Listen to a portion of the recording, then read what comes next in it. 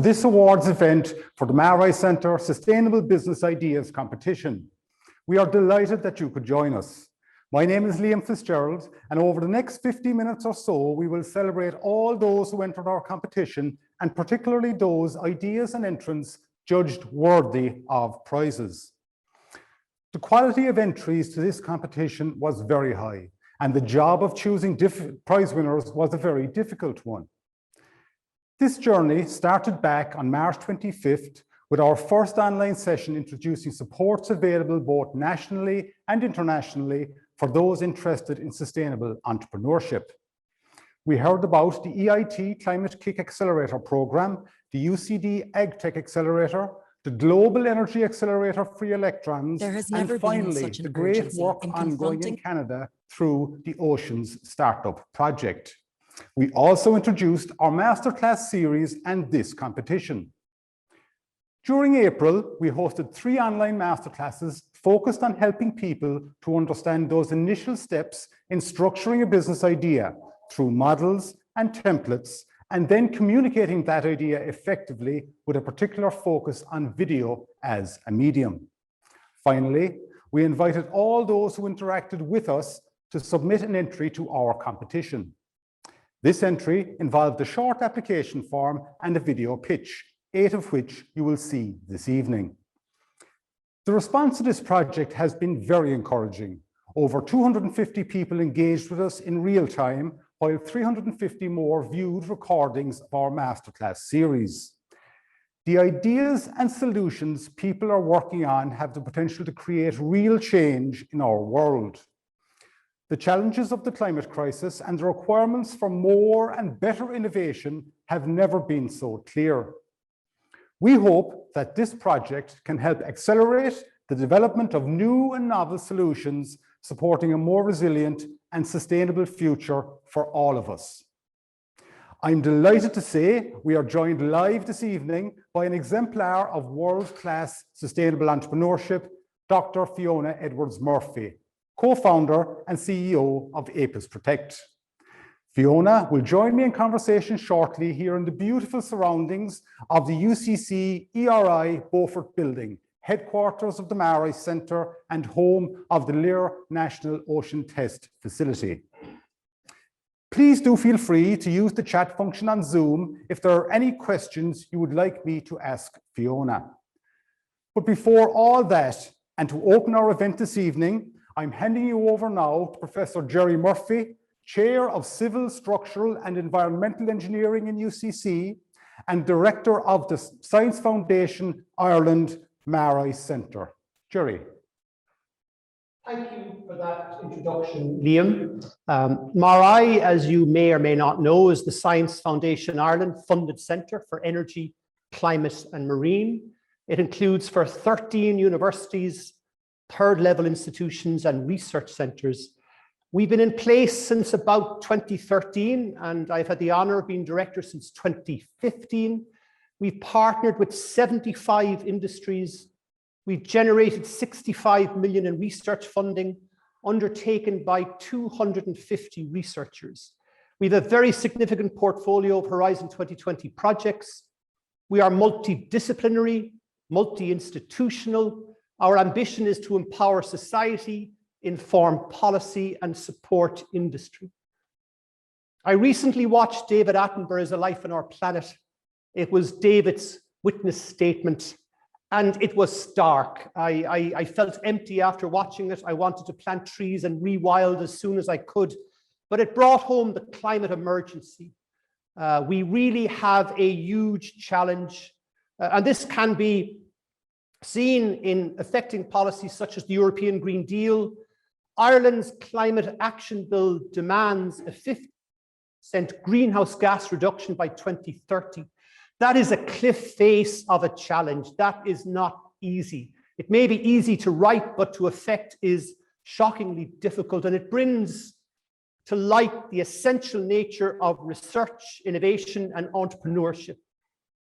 We are honoured to work with great industries. I've been working, for example, with Irish distillers in Middleton, looking at how they can decarbonise their activities. And this has led to work in Pernod, We're now working in distilleries in Cuba, Mexico, India, Sweden, and Scotland. So having great researchers work with great industries, looking at improving climate and society is an essential element. We also have a number of projects with industry working on hydrogen, for example, Airwind, GenCom, eFace, H-Wind, Highlight, Step for Wind, all involve examination of hydrogen, of offshore wind, of carbon capture, of electrofuels. Ryanair recently funded 1.5 million to our colleague Stephen Dooley in Trinity to look at aviation fuel from electrofuels.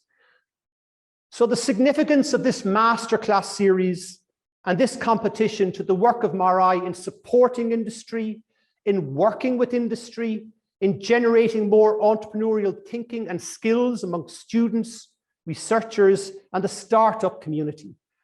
We're delighted with the work of Liam and the team evident across the MaREI family, the entire operations team, and I have to have a big shout out to Tara Reddington, Aoife Dunn, Karen O'Callaghan, Dee O'Connor, and I know there's others I'm not mentioning, but the teamwork in this process has been immense, and thank you, Liam.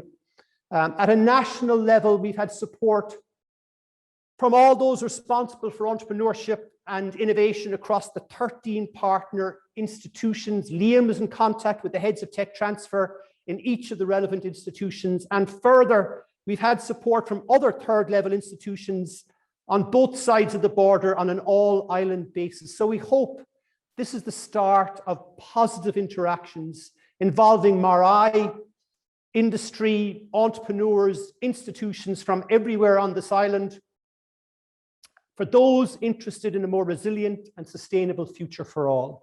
So we have an open call to anyone interested in exploring opportunities to contact Liam and to work with MaREI in examining how we can make our world a more sustainable place and not have to get stressed when we watch David Attenborough. Thank you. Thank you, Jerry, for that wonderful opening.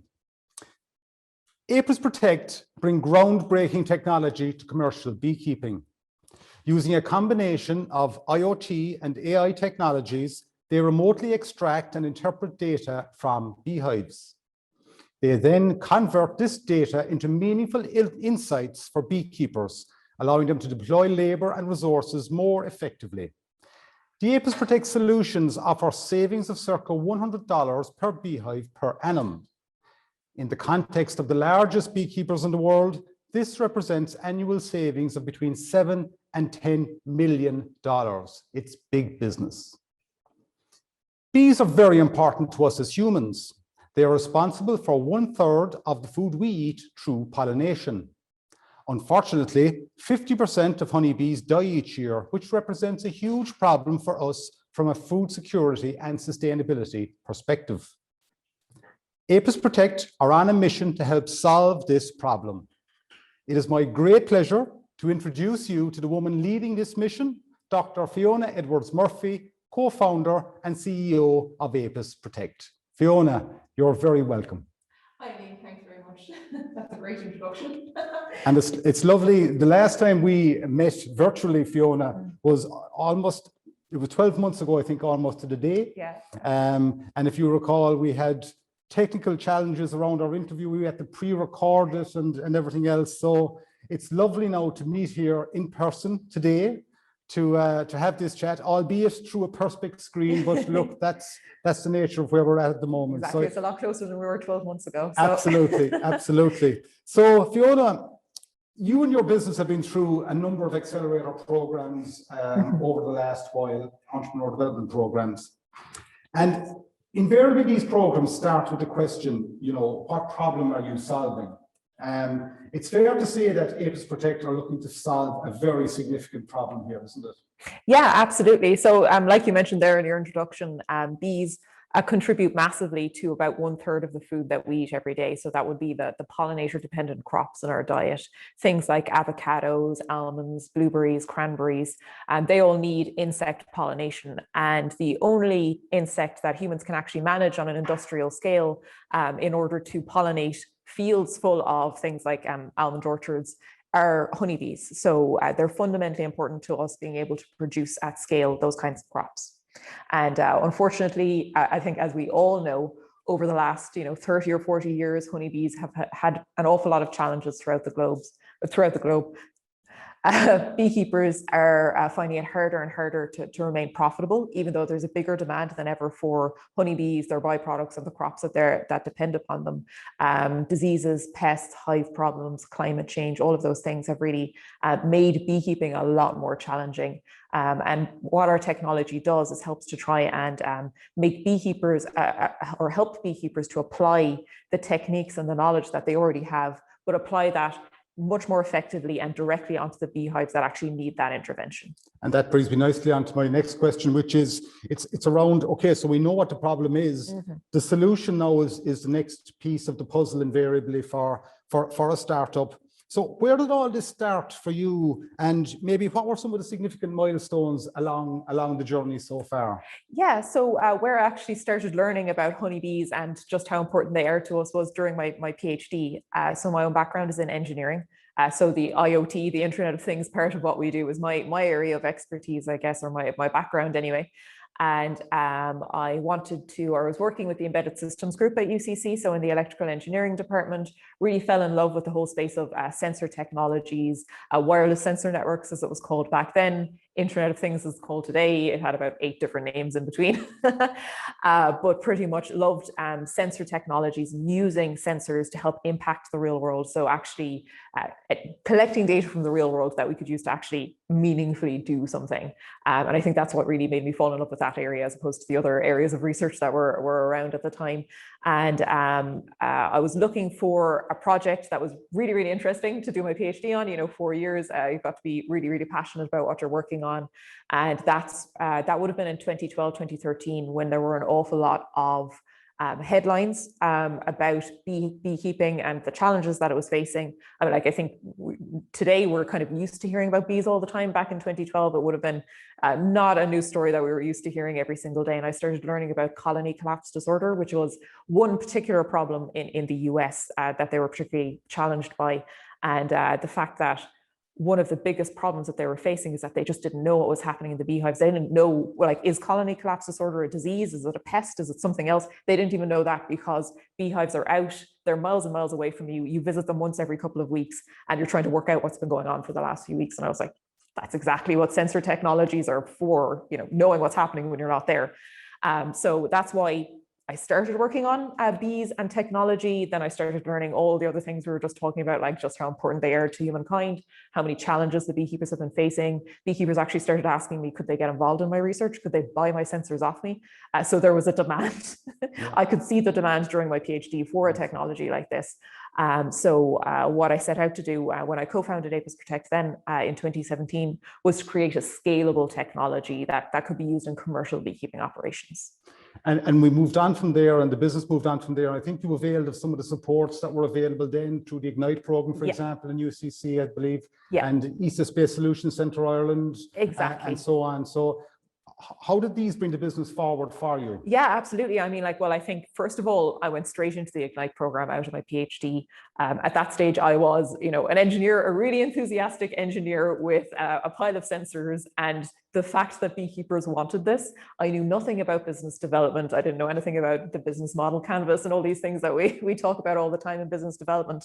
But Ignite was fantastic as kind of a jumping off platform from a really enthusiastic graduate into a successful startup. So it was really all about learning. Here's all the other things that go into a startup, like understanding the problem, understanding the solution, even straightforward things like what kind of accounting do you need, and what kind of legal agreements do you need in place. So really helping support taking an idea and turning it into a small business. So that was really fantastic. And becoming part of the community there as well. Starting a business can be a very lonely journey, especially when you're you're young and you're like everybody else that I know. All of my friends have got real jobs and I'm here doing this weird thing over here that nobody really understands what it is. At least you've got a little community there of people who also understand you. And then later on, getting involved in ESABIC was absolutely fantastic to be able to access some fantastic research and information and stuff like that to be able to help us grow. What we did there, which was really fantastic, was using satellite communications to help extract our data from really, really remote locations that didn't even have mobile phone coverage.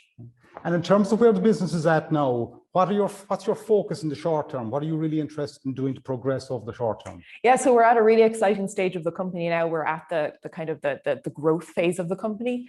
So we spent the first, I'd say, 3 to 4 years really building our product, getting beekeepers on board to trial it, to understand exactly what our impact is on operations, because it's obviously very, very important to understand, what can you deliver for your customer. And since late last year, we've actually been selling into commercial operations in the USA and into hobbyist operations here in Ireland. So it's been really, really exciting. We've got our customers online now, and our plan for the next, well, forever, but certainly for the next 12 months is to grow as quickly as possible, get as many beekeepers involved in this technology as we can. And it's been a very exciting year for you personally as well, Fiona, I think, in terms of some of the awards and accolades that you've been attracting yourself. So you won the Junior Chamber Ireland 10 Outstanding Young Persons Award for Scientific and Technological Development, for example, in there with the likes of the Collison brothers, Patrick and John Collison, Dr. Sinead Kane from down my neck of the woods, and Rachel Blackmore, the first ever lady jockey to win the Grand National. So very esteemed company. Absolutely. And of course, you've also been listed in 2021 on the Forbes 30 under 30 listing, which is a global accolade for people under 30. So yeah. How do you experience these awards and accolades? Yeah, well, I mean, like it's really exciting. I mean, the night of the Junior Chamber Awards, they were going through I think my one was up last, and there was like the Coulson brothers and stuff like that. I was like, Jesus, these are very intimidating people. And then next I was on the list, and it was like, oh, okay, wow. It's kind of it feels a little bit strange or surreal, I guess, when what you're doing is just working away on what you think is really important, and then to turn around and have everybody go, oh yeah, that was actually really important, is I guess it's very rewarding. Then with the 30 under 30, that was very exciting as well. I actually got that award the week that I turned 30, so in right under the cutoff point. Excellent. Excellent. And Apis Protect at this point in time, I think, correct me if I'm wrong, has raised, I think, 3 million in funding. Through Atlantic Bridge University Fund, through Finisterre Investments, Enterprise Ireland, Yield Lab and Radical Growth. But I recently saw you call out the supports that you received through your local enterprise office and through Enterprise Ireland as being particularly important for the development of Apis Protect. Yeah, absolutely. I mean, like, I think both the Leo support and the Enterprise Ireland support that we got very, very early on at Apis Protect were really important. I mean, I think that's probably, while it's, I guess, relative to the money that we've raised since, it's, you're talking about tiny amounts of money and, a couple of hours of mentorship and stuff like that. But when you're at the very, very early stages, and when you're at the point where you're kind of like, am I going to take a gamble and, actually dedicate myself full time to growing this business or to creating this business, that small support is absolutely fantastic. Being able to dedicate your time and your energy, being able to get reassurance from people who are, the mentors that they identify, who can say, actually, yes, that is a good business model, that, this is what you should be doing, and making suggestions for ways to improve. That's just incredibly valuable for a small and a young company. And many of those tuning in this evening will be at that stage where, starting the journey, looking to get those initial supports. So important to contact your local enterprise office, contact Enterprise Ireland. Get to know everybody on your local team. They're so helpful. Yeah. So helpful, absolutely. So hopefully we have people sending in some questions for Fiona. And my last question for you, Fiona, before we ask some of the audience questions is, many of those online, as I mentioned, are at that early stage of the entrepreneurial journey setting out now. What advice would you have for them?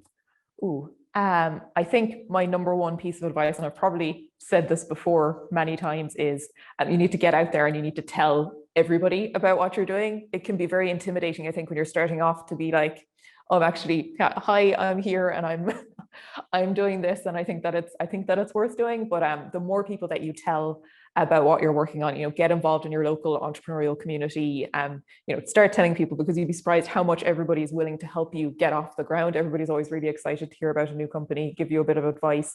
Some of the best ideas come as random suggestions from people who have nothing to do with your business.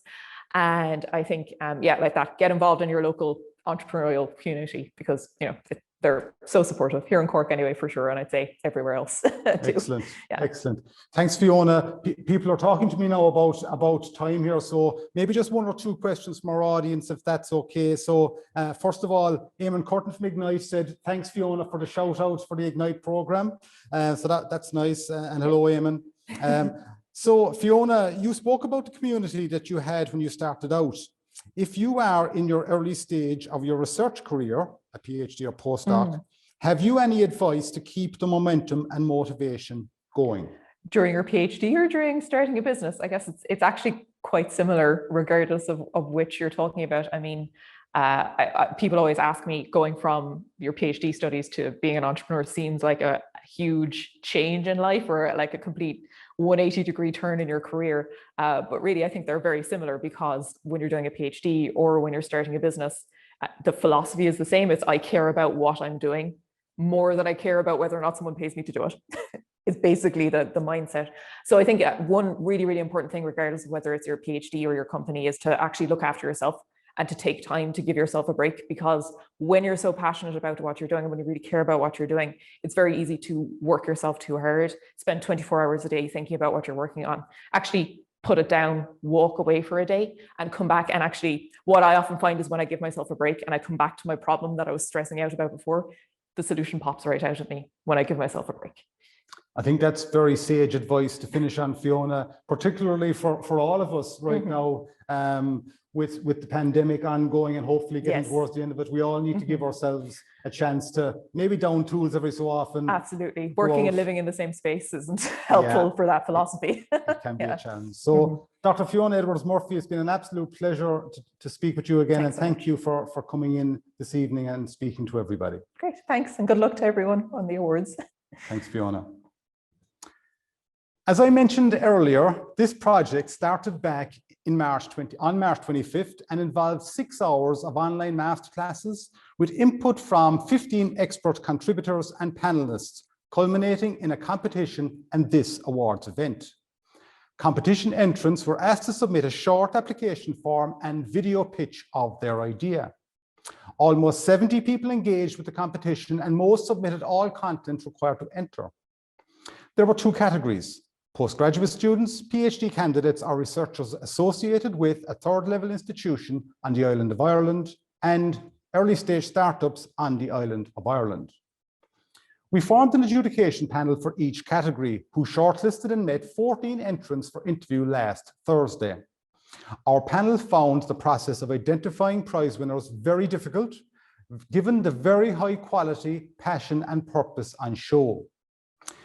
Here's a short video that gives some insights into why this project is important and asks how you might support the development of ideas into the future.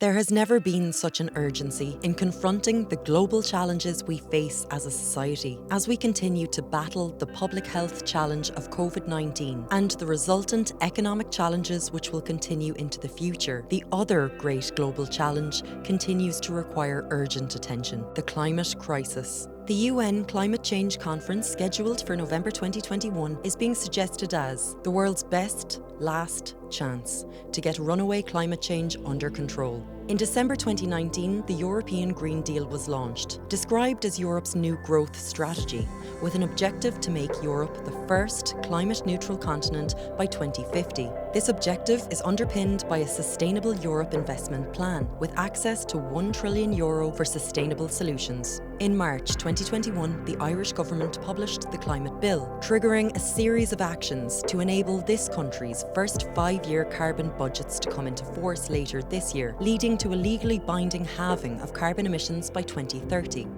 Change is happening.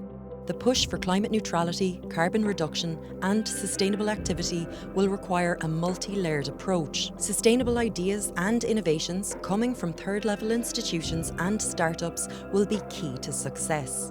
Over the last 10 weeks, the MaREI Centre has been encouraging postgraduate students, researchers, and startups on the island of Ireland to focus on their sustainable ideas and look to move forward. We hosted over 6 hours of online events that showcased both Irish and international support opportunities for Irish innovators. We discussed models and templates that help structure sustainable ideas and explored the language of sustainable entrepreneurship. Finally, we worked on creating great video content to help communicate ideas effectively and to generate progress. We encouraged the 250 plus people and businesses who engaged with us online and all those who viewed our recorded content to enter our competition to identify the best ideas in Ireland for a more resilient and sustainable future. Now, we celebrate all those who entered and showcase the entries our adjudication panel chose as worthy of prizes. Congratulations to everyone who entered. This is just the start for many of these people and ideas. Let's all do our best to find opportunities to help, support, and promote these ideas for a more resilient and sustainable future. A special thank you to Karen O'Callaghan of MaREI for creating that video. And so to category 1. This category included postgraduate students, PhD candidates and researchers from any third level institution on the island of Ireland. We have 3 prizes in this category, 2 runner-up prizes of €1,500 and an overall winner prize of €4,000, all kindly sponsored by the 3 local enterprise offices in Cork, Local Enterprise Office Cork City, Local Enterprise Office South Cork and Local Enterprise Office Cork North and West. Our adjudication panel for this category included Una Moran, Commercialisation Manager in Enterprise Ireland, Karen McCarthy, Commercialisation Case Manager in UCC, and Sean O'Sullivan, Head of Enterprise in Local Enterprise Office South Cork. Sean joins us now to talk about this category. Over to you, Sean. Thanks very much. Thanks, Liam. Firstly, on behalf of the Leos, can I say a big thank you to Liam and all his team at MaREI UCC for the exceptional series of events that have culminated in the fantastic entries that have been received across both categories. What stood out for me is the vast array of sectors and areas that applicants have submitted ideas on. It really showed how, in striving towards a sustainable future, there are things that we can do across all the facets of our lives. From a wonderful forest bathing concept that we could all benefit from, Bitcoin mining that can promote better practices profitably, drug delivery systems that benefit both producer and consumer, air quality management systems, which are very topical now, agri and agri-tech solutions to farming and food production challenges, carbon harvesting, sustainable food packaging that not only is good for the environment, but delivers longer shelf life and enhanced freshness, and an array of high-tech solutions across a myriad of industry issues. These are a mix of all the entries that we would have seen in our category. How to pick a winner from this, indeed just getting to the original shortlist of 8 was a challenge. In adjudicating and on meeting the shortlist of candidates, we were looking at the idea, the promoters, the market opportunities, the customer interaction, the potential impact these projects may have, and the original video pitches that were supplied. There is merit in all the projects that we reviewed, both in the long list and the short list, and we very much encourage all applicants to engage further on their ideas and projects. I'm sure Liam will be following up with everyone, and this can be the first stage in signposting to where next. And we certainly in the Leo world would be delighted to meet with a range of you if you're within our cohort of supports. Hopefully, when others see what's coming out of competitions like this, they will be encouraged to discover sustainable solutions themselves that can become thriving businesses into the future. Thank you, Liam. That's great. Thanks, Sean. And we will hear from Sean again shortly to announce the overall winner of this category. And so to introduce the 3 prize winners in this category, representing UCC, UL, and UCD. Angie Nagel, Blade Bridge, Vikash Kumar, Lee Chargify, A Wire-Free and Battery-Free Future, and Alejandro Vergara, Carbon Harvesters.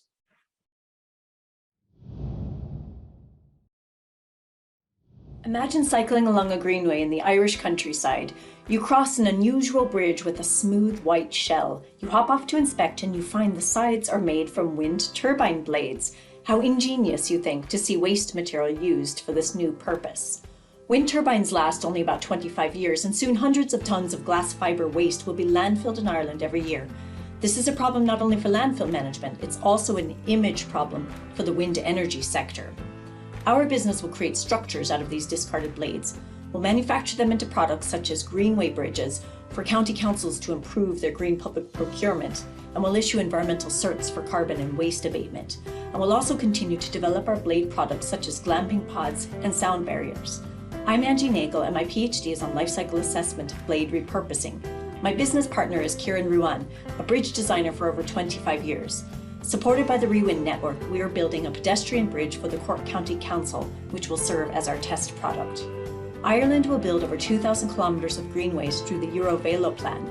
Providing bridges for just 60 kilometres of these greenways annually will offer significant reduction in both CO2 emissions and landfill waste. Finally, to meet urgent carbon reduction targets, reuse of all types of materials will be essential.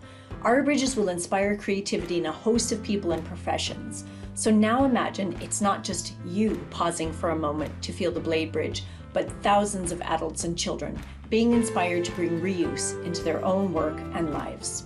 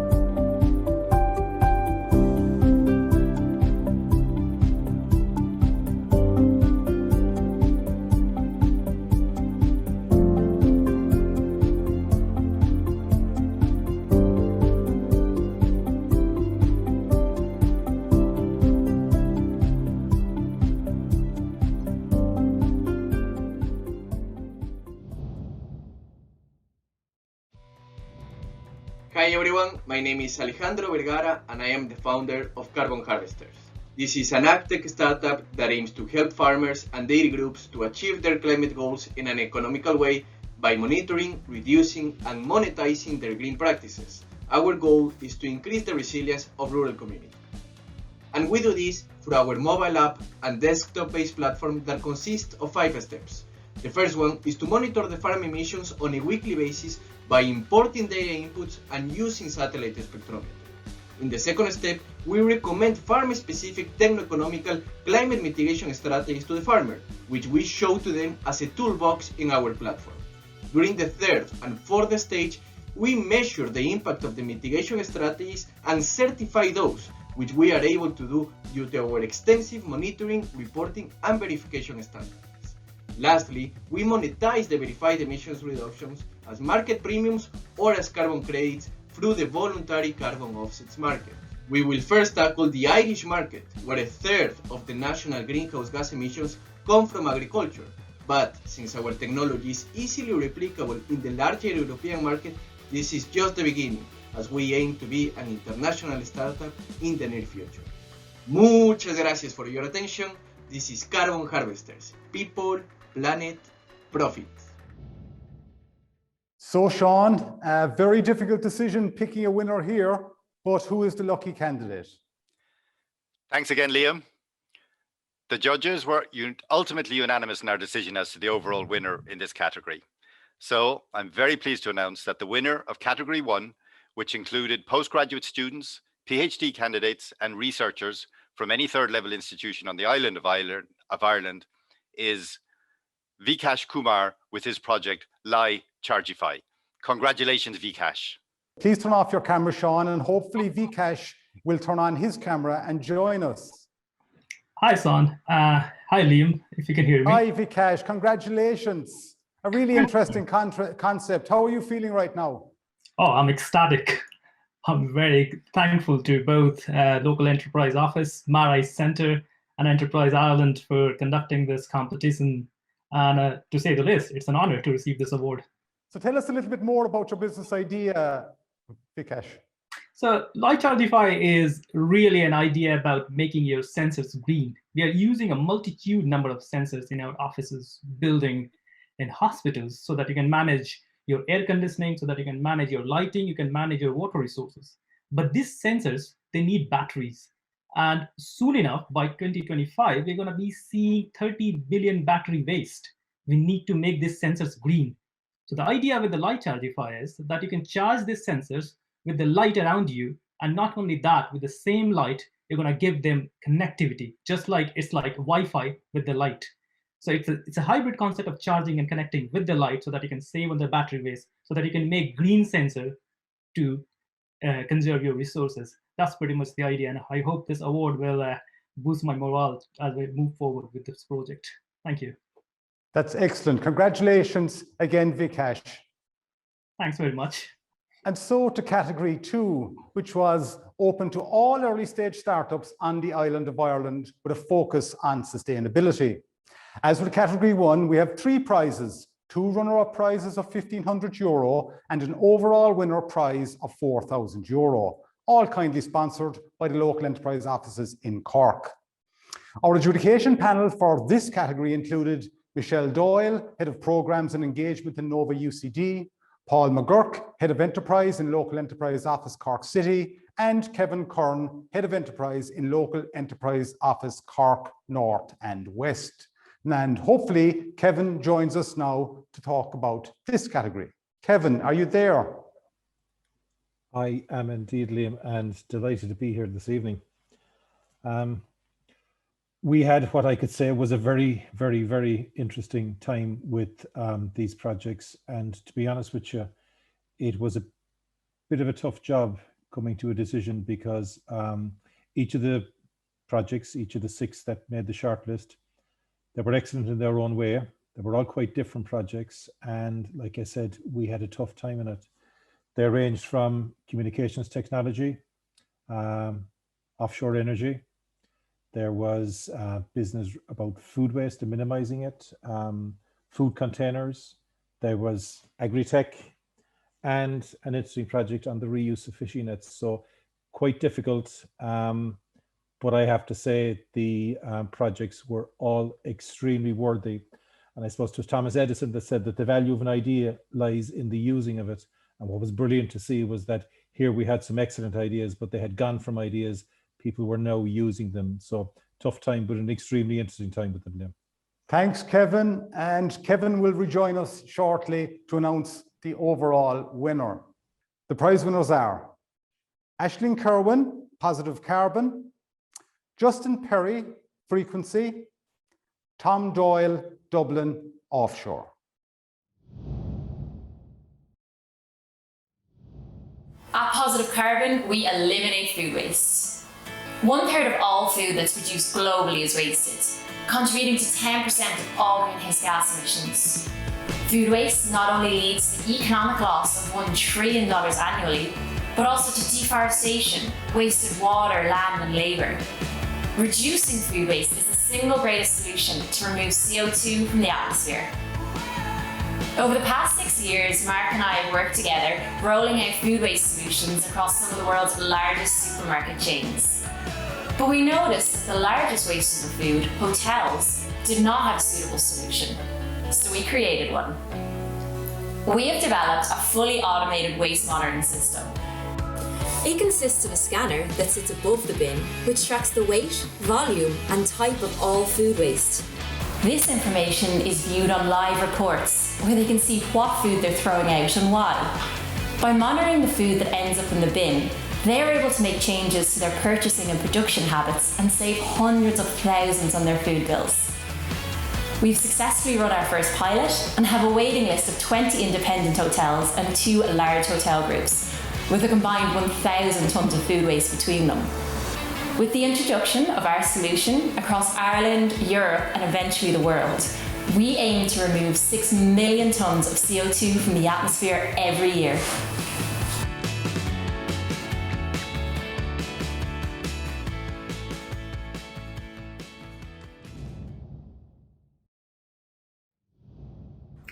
I'm First Officer Justin Perry.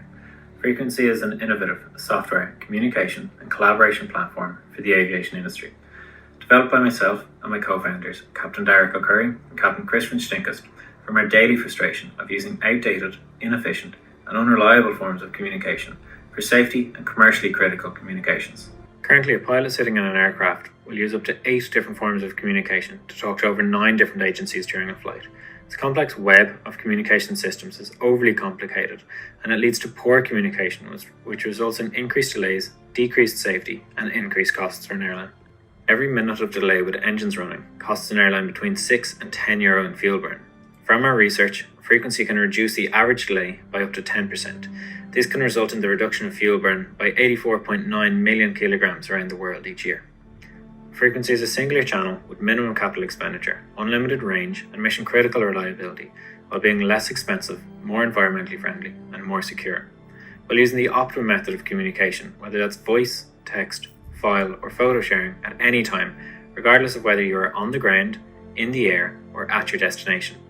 This enables open communications within the airline and within flight teams, ensuring the right people have the right information at the right time, improving decision-making and increasing efficiency. Our investors include the European Space Agency, Boeing, and the Irish Aviation Authority. We will be trialling our software with JetBlue in Q3 and Aer Lingus in Q4 of this year. Thank you.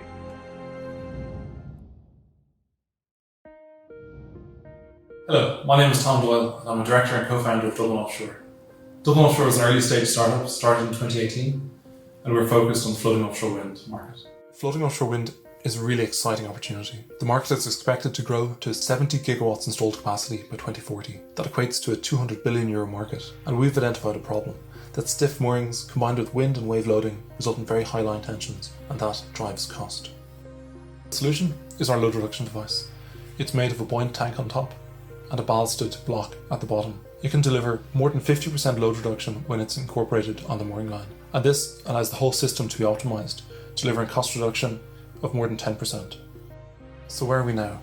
In the last 2 years, we've brought this technology from concept right through to TRL7, through component level testing, development of a numerical model, the validation of that model through tank testing, statement of feasibility from DNV by designing a mechanical system and building it out at a quarter scale. That quarter scale prototype was deployed in the west coast of Ireland, and during that deployment, it experienced 22 metre full scale equivalent waves during Hurricane Epsilon. The prototype performed as expected without any damage or degradation. The next step is to commercialise, so we're working with industry partners to bring our LRD to full scale. So thank you very much for listening, and please get in touch with any questions. Thank you. So back over to you, Kevin, to announce the overall winner of this category. Thanks, Liam. Similar to what Sean had said a little bit earlier, we had a tough time on this, probably as well that we were a bit distance apart, so there was no blood on the floor of the judging room after. But I'm delighted to announce and delighted to say that it was a unanimous decision that the winner from Dublin Offshore, Tom, well done. Fantastic. So maybe please turn off your camera there, Kevin, and Tom, turn on your camera. We might hopefully see you on screen. Congratulations, Tom, and all at Dublin Offshore. Tell us how you're feeling having won this prize. Delighted, Liam. Thank you very much. And thanks, Kevin. Great to get the recognition for what we're doing. It was lovely to see the picture of Lear National Ocean Test Facility there on your video, Tom. You did some testing of this device down in Lear, I think. Yeah, we did. We've really been very lucky to take advantage of all the kind of marine infrastructure available in Ireland and to take advantage of all the lessons learned by, as is all these projects over the last 10 years. And so yeah, really great to get that recognition. 10% cost reductions in a €200 billion market. It's a very significant opportunity here, Tom, and congratulations. Thank you very much.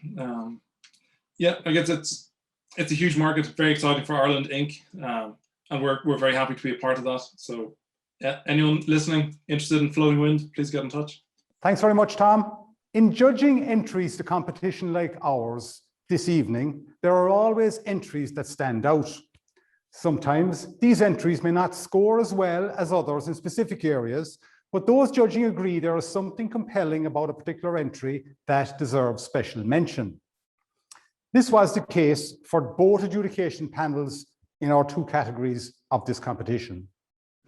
Both identified one entry, not in the top three, that they felt deserved special mention.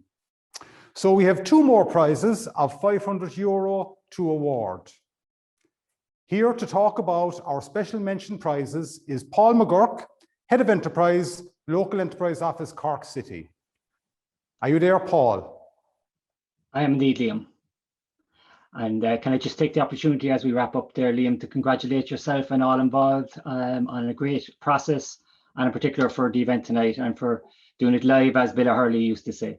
As you said, we have very high quality of applications. I think each panel decided that there was one particular applicant in each category that stood out for various reasons. In the first category, the researcher and postgraduate, this particular AgTech project felt the panel felt that the promoter would go on to produce other food and farming products, apart from the obviously very good projects that they entered themselves.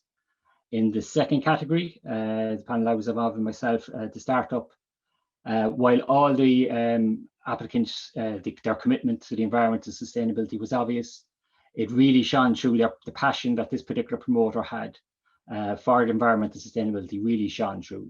So for those reasons, they were chosen as the winners. And I'll let you announce the winners there, Liam. Thanks, Paul.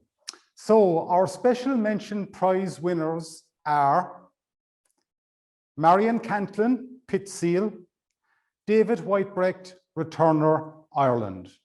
And here are their videos. My name is David and I'm here to introduce our environmental initiative, Returner Ireland. Do you buy takeaway food? John does, a couple of times a week. It's just one piece of packaging, right? Every year in Ireland, an estimated 138 million pieces of single-use packaging are disposed of. Returner Ireland was born to solve this problem. Let's walk John through our new solution. John orders his food from his favourite lunchtime takeaway, but with one key difference. The food is packaged in a returner rather than single-use packaging. John places a deposit on the container and enjoys his food. When finished, the empty container is returned to any branch in the network for a refill or his deposit back. Containers are dishwashered in store, ready for reuse. Our ethos is to provide a win-win solution for all our stakeholders. Partner businesses, save money long term, building green brand equity with this future-proof solution. In Ireland, we have a serviceable, obtainable market of 1,500 food and cafe outlets, while further afield, the market is larger. Our main competitor is the existing solution of compostables, which will be levied in the future. We've just launched our pilot with cups only in Tang, As1 and Staple Foods. This is a very exciting time for us and we look forward to testing our system. This is who we are on paper, but what motivated us to act. As individual consumers, a lot of packaging is forced upon us. Without an alternative, we are stuck in a rut. Myself and Johnny teamed up to develop a solution which empowers sustainable consumption. We believe that given the right environment and choice, people will act positively. We're here to offer this choice. Thank you for your time today.